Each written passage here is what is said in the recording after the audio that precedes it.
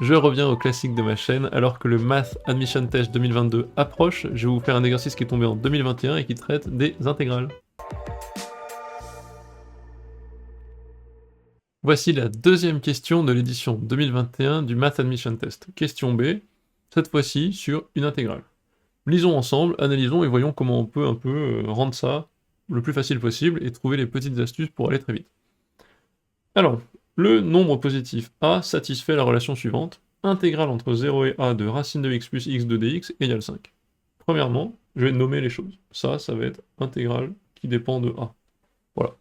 Ça pourrait référer plus tard, ça sera plus facile pour moi.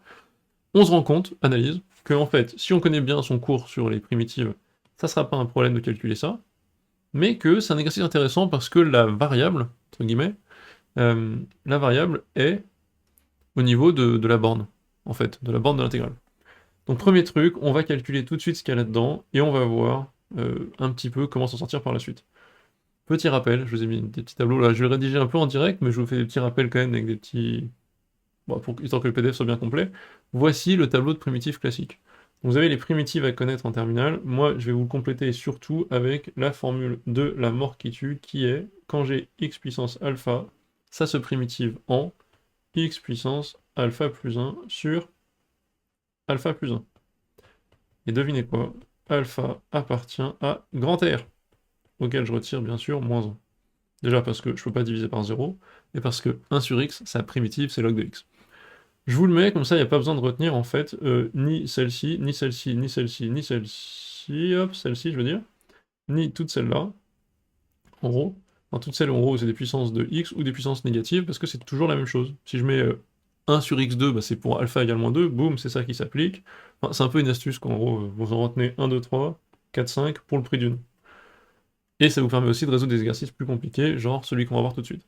Le Discord, j'en parle tout le temps, on est maintenant plus de 1200, n'hésitez pas à le rejoindre, c'est une communauté ultra positive, on parle de physique, d'informatique, on parle d'orientation, les gens répondent à vos questions de manière bienveillante, c'est vraiment chouette, beaucoup de partage. Allez, je vous laisse pour la suite de la correction, bye bye. Donc quand vous avez ça, vous vous dites, ben super, comment je calcule i de a, c'est pas bien compliqué, i de a c'est d'abord la primitive de racine de x. La primitive de racine de x, c'est en fait l'intégrale entre 0 et a de x puissance 1,5 dx, plus derrière l'intégrale entre 0 et a de x2 dx. x2, ça va être gérable, c'est x puissance 1,5 qui peut être perturbante si vous l'avez pas, parce qu'en fait, en France, il y a moyen qu'on vous ait filé un tableau comme ça, et vous n'ayez pas cette formule générale. Et donc, vous ne savez pas intégrer, primitiver, un racine de x. Or, avec ma formule qui tue, c'est très facile. C'est x puissance 1,5 plus 1, 3,5, sur 1,5 plus 1, bah, 3,5, entre a et 0, auquel j'ajoute bah, x puissance 3 sur 3, entre a et 0. Ok, ben tout ça, ça vous convient. Je vais mettre ça, bon, je peux encore rentrer ça ici. Clairement, ça fait 2 tiers de a puissance 3,5, bah, plus a cube sur 3. À chaque fois, il y a moins 0 et moins 0 pour ce terme-là. Inutile, j'écris ça. Et donc moi, qu'est-ce que je veux? Au final, si j'avance un petit peu dans mon exercice, je veux donc i de a égale 5, si et seulement si, 2 tiers de a puissance 3,5, plus 1 tiers de a cube, égale 5. Qu'est-ce que je fais ici?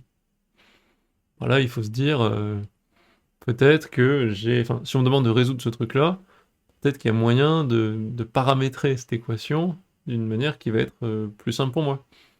Le premier truc qu'on peut faire, c'est un peu, bah, encore une fois, ranger tout ça, multiplier par 3. Ça me fera donc 2a puissance 3,5 plus a cube égale 15. Voilà, ça simplifie un petit peu, on vire en gros les fractions embêtantes. Et là, je me rends compte de quoi? Bah, si vous avez fait pas mal d'exos sur les polynômes, vous savez résoudre x4 plus 3x2, je dis n'importe quoi, plus 5. Quand il y a du x4 et du x2, on se rend compte qu'il y a bien un terme ici qui est au carré à côté. Donc on a une relation polynomiale de degré 2 entre un terme qui est en x2 et qui devient du x4. Là, en fait, si on regarde bien, c'est un peu la même chose. On a du a puissance 3,5, donc en fait c'est racine de a cube et du a cube. Donc je suis encouragé à dire, bah, soit grand X égale a puissance 3,5. La relation devient ben, grand X2 c'est donc ça, plus 2x moins 15 égale 0. Là c'est pas bien compliqué, J'ai envie de vous faire un petit rappel sur... il y a plusieurs manières de faire, hein. Vous faites le delta, ça roule.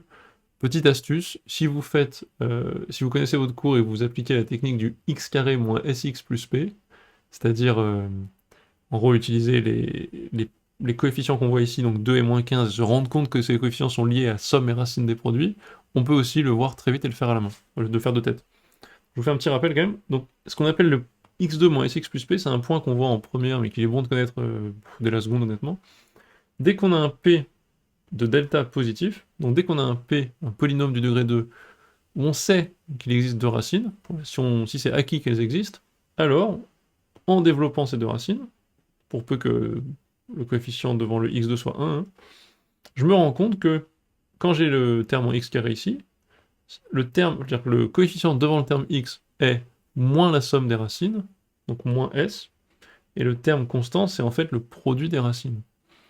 Donc ça, comme astuce, ça peut être la source de votre calcul mental. Vous dire, allez, on parie qu'il y a des racines dans ce truc-là, donc je suis pas encore sûr. On parie qu'il y a des racines.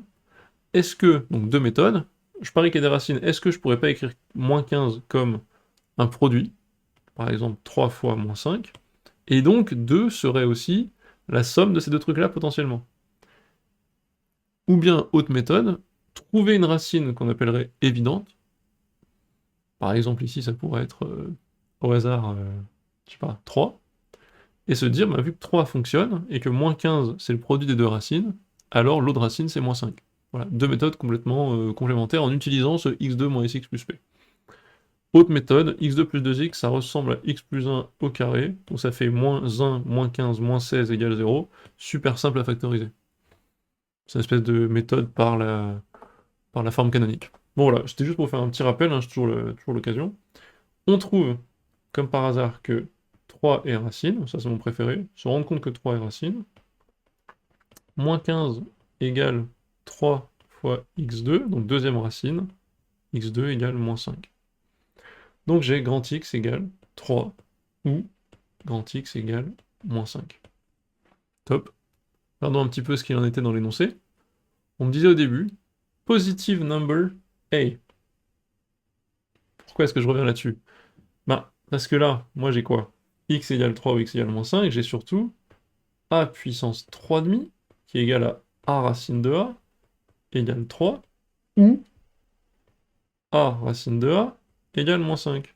Vous voyez où je veux en revenir? A étant positif, ça, c'est pas possible. C'est une source de... C'est faux, quoi. C'est une source de solution qui est fausse. Donc, pour conclure, qu'est-ce que je vais faire? J'ai donc A3,5, A puissance 3,5 qui est égal à 5, si et seulement si. Là, je voulais vous le faire parce que c'est vrai que c'est pas non plus très commun en France de gérer ça comme ça.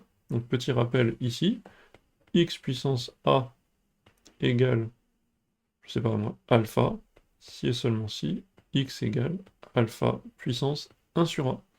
Ça, c'est un truc de cours qu'il faut absolument connaître. Avec, bon, on se prend pas la tête, hein, tout est positif ici, quoi. Disons que tout est positif, pour pas s'embêter. Avec A, alpha, x, positif, c'est vrai. Il y aurait plus de détails à faire sur les signes des 3, etc. Mais disons que si tout est positif, ça fonctionne. Vu qu'on le voit jamais dans tous les cas, je suis content de vous le donner ici, mais voilà, il suffit de prendre la fraction inverse. C'est-à-dire que, ben oui, quand c'est x carré, vous prenez 1 sur 2. Racine, c'est 1 demi. Et ça marche un peu pour tout, en fait. Donc là, par exemple, ça me donne A égale 5 puissance 2 tiers. Unique solution, en l'occurrence. C'est mon unique solution au problème. Et je suis bien content, parce que moi, c'est ça qu'on me demandait. On me disait, quel est le A qui vérifie ça? Réponse E, 5 puissance 2 tiers. Donc on a vu un petit peu de primitive, avec une formule quand même beaucoup plus pratique, qui est celle-ci. Je vous conseille de la retenir. Permet de retenir pas mal de formules d'un seul coup. Ensuite, on pose notre problème. Qu'est-ce qu'on fait? Deuxième étape, on se rend compte qu'en posant un changeant de variable, on a un polynôme beaucoup plus rapide, enfin beaucoup plus simple à gérer, c'est un polynôme du degré 2. On trouve vite fait ses racines, soit avec le delta, soit une des astuces que j'ai montrées, et on résout ensuite une équation beaucoup plus simple. L'idée étant, ça, faut pas paniquer, c'est juste prendre l'inverse, la fraction inverse de la puissance pour trouver la réponse. Voilà, j'espère que c'était utile, posez des questions s'il y a besoin, et je vous retrouve dans une prochaine vidéo. Bye bye.